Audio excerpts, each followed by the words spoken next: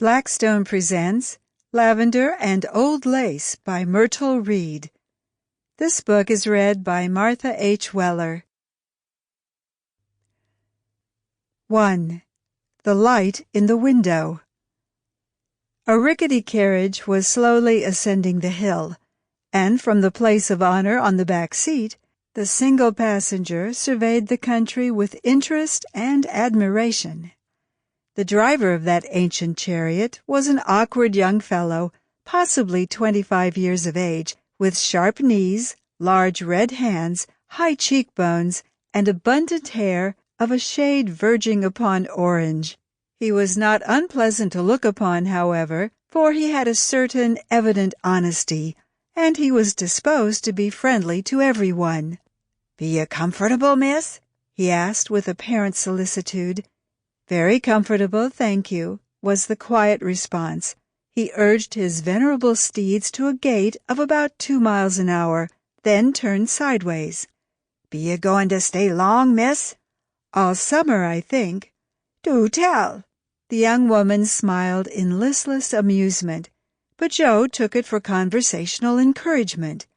"City folks is dreadful bashful when they's away from home," he said to himself. He clucked again to his unheeding horses, shifted his quid, and was casting about for a new topic when a light broke in upon him. "I guess now that you're Miss Hathaway's niece, what's come to stay in her house while she goes gallivantin' and travellin' in furrin parts, bean't you?" "I am Miss Hathaway's niece, and I have never been here before. Where does she live?" "Up yonder." He flourished the discarded fishpole which served as a whip, and pointed out a small white house on the brow of the hill.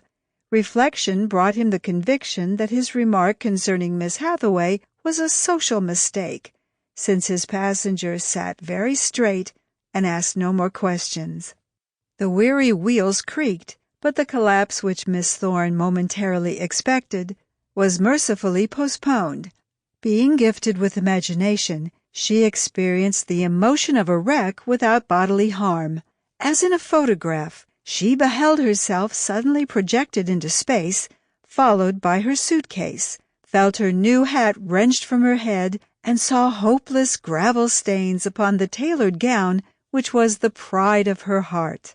She thought a sprained ankle would be the inevitable outcome of the fall, but was spared the pain of it, for the inability to realize an actual hurt is the redeeming feature of imagination.